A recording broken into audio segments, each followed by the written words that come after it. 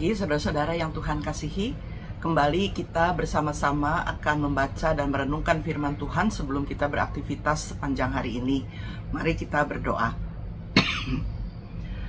Bapa kami yang di surga, di pagi hari ini kami datang ke hadapan-Mu mengucap syukur untuk hari yang baru yang kembali Tuhan berikan kepada kami. Kami mohon pimpinan dan penyertaan Tuhan di saat kami menjalani kehidupan kami hari ini. Sebelum kami memulai dengan semua itu ya Bapa, kami juga membaca dan merenungkan akan firman Tuhan. Kiranya Kau tolong kami, mampukan kami untuk kami dapat memahaminya. Kami percayakan semuanya dalam pimpinan-Mu saja. Dalam nama Tuhan Yesus kami berdoa. Amin. Saudara-saudara, pada pagi hari ini kita akan membaca bagian Alkitab dari kitab Pengkhotbah pasal 9 ayat 13 sampai dengan ayat yang ke-18. Hal ini juga kupandang sebagai hikmat di bawah matahari yang mengesankan bagiku. Ada sebuah kota kecil dan penduduknya tidak seberapa. Seorang raja agung menyerang, mengepungnya, dan mendirikan tembok-tembok pengepungan yang besar terhadapnya. Di situ terdapat seorang miskin yang berhikmat, dan dengan hikmatnya ia menyelamatkan kota itu. Tetapi tak seorang pun yang mengingat orang miskin itu. Lalu aku pun berkata, hikmat lebih baik daripada keperkasaan, tetapi hikmat orang miskin dihina dan perkataannya tidak didengar orang. Perkataan orang berhikmat yang disampaikan dengan tenang lebih patut daripada teriakan orang berkuasa di antara orang bodoh. Hikmat lebih baik daripada perlengkapan perang, tetapi satu orang yang bersalah dapat merusak banyak hal yang baik. Saudara-saudara yang Tuhan kasihi, kitab Pengkhotbah yang bagian yang kita baca ini cukup menarik. Di mana di sini mengisahkan sebuah peristiwa yang sederhana tapi penuh dengan makna. Kota kecil ini dikatakan dikepung oleh raja yang besar, tetapi diselamatkan oleh seorang miskin yang berhikmat. Sayangnya memang setelah orang yang berhikmat ini dikatakan diselamatkan oleh orang berhikmat,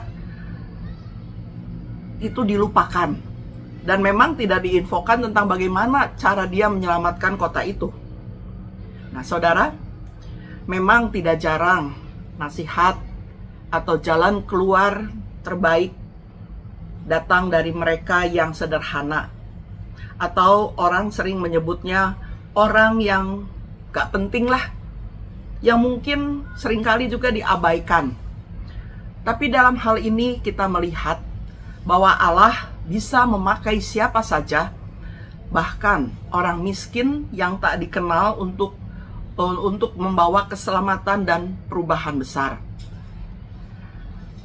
Dalam kehidupan sekarang ini, orang lebih sering mengutamakan kekuatan dan kekuasaan untuk bisa mendapat perhatian, untuk bisa mendapat dukungan. Kemudian dia bersuara dengan keras tentang ini dan itu yang seringkali bukannya mendatangkan kebaikan, tapi justru sebaliknya mendatangkan keributan, menimbulkan salah sangka, salah paham, karena yang dilakukan sebenarnya bisa saja supaya ia banyak pengikutnya, supaya mendapatkan keuntungan-keuntungan dari situasi yang tidak nyaman itu.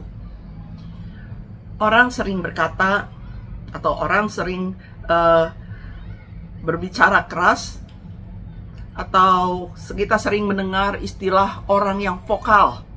Orang bilang kalau dia vokal, makanya jadi ya ngikut saja.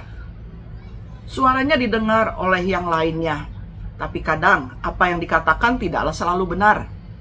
Hanya menurut dirinya sendiri. Tidak mau mendengar orang lain. Saudara, bicara mengenai hikmat, kita ingat pada Raja Salomo, di mana ia meminta hikmat pada Tuhan di saat dia diangkat atau mau menjadi seorang raja. Dan dengan hikmat yang dimilikinya, memampukan dia untuk memahami dan mengatasi masalah kehidupan sehari-hari. Ada cerita yang pernah saya baca tentang Mahatma Gandhi. Semasa dia mengikuti kuliah di sebuah universitas di London. Di universitas tempat ia kuliah, ada seorang profesor yang gak tahu kenapa kelihatannya kurang suka kepada dia. Satu hari saat jam makan siang, Mahatma Gandhi rupanya telat masuk ke kantin, dan kantin sudah penuh dan tidak ada tempat untuk duduk lagi. Dan satu-satunya yang ada atau kursi yang kosong itu hanya ada di sebelah profesor yang juga sedang makan.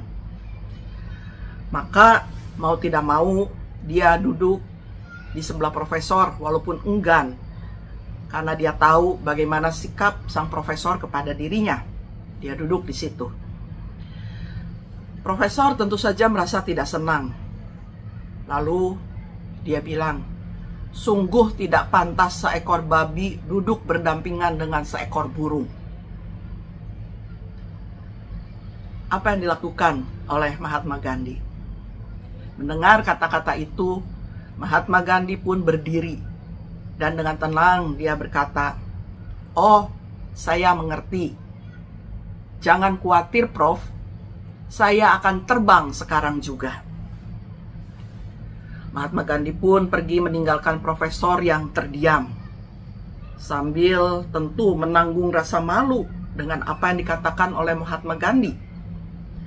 Karena niatnya semula ingin mempermalukan, tetapi karena hikmat yang dimiliki Mahatma Gandhi, ternyata menjadi terbalik. Kemudian suatu hari, dalam kelas, profesor sengaja memberikan pertanyaan kepada Mahatma Gandhi. "Seandainya dalam perjalanan kamu menemukan satu tas penuh berisi kebijaksanaan dan satu tas lagi penuh berisi uang, tas mana yang akan kau ambil?" Mahatma Gandhi menjawab, "Saya akan mengambil uang." Mendengar itu, dengan sinis dan seperti mengejek, sang profesor mengatakan, "Kalau aku akan memilih kebijaksanaan." Dan dengan perlahan, santai, Mahatma Gandhi berkata, "Seorang akan mengambil apa yang tidak dia punya." Dan profesor pun kembali menanggung malu karena hikmat yang dimiliki oleh Mahatma Gandhi. Saudara, pengkhotbah mengingatkan tentang hal yang diperlukan dalam hidup, yaitu hikmat. Bukan kata-kata keras atau balasan. Seperti cerita tadi, itulah hikmat yang seharusnya dimiliki manusia. Hikmat lebih bernilai daripada kekuatan. Perkataan yang tenang dan bijaksana lebih mudah diterima daripada teriakan penuh emosi. Memang dalam kehidupan sehari-hari kita, banyak hal yang membuat kita emosi. Emosi kita tersulut, sehingga kemudian diluapkan dengan kata-kata bernada tinggi, walaupun dengan maksud baik. Tapi jika itu yang dilakukan, maka bisa membuat orang yang mendengar tidak menyukainya, bahkan bisa menimbulkan keributan. Karena itu diperlukan ketenangan. Dan dalam ketenangan, kita memiliki pikiran yang jernih. Kita dapat memilih kata-kata yang tepat dan dapat menyampaikan pesan dengan benar.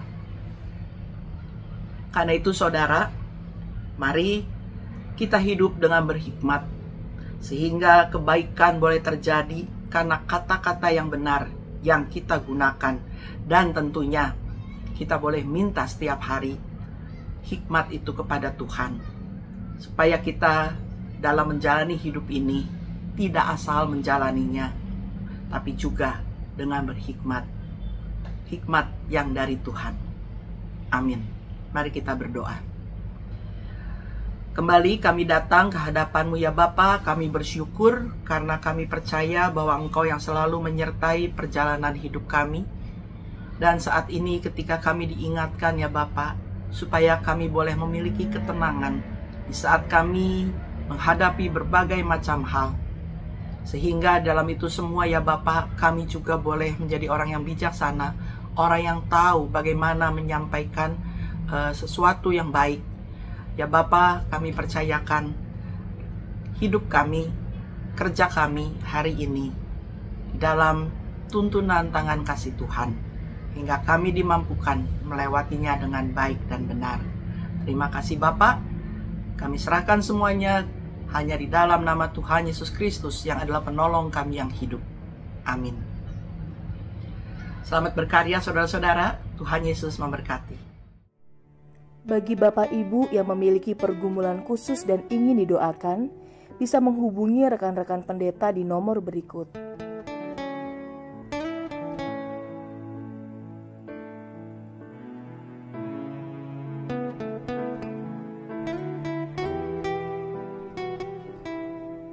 Tuhan Yesus memberkati.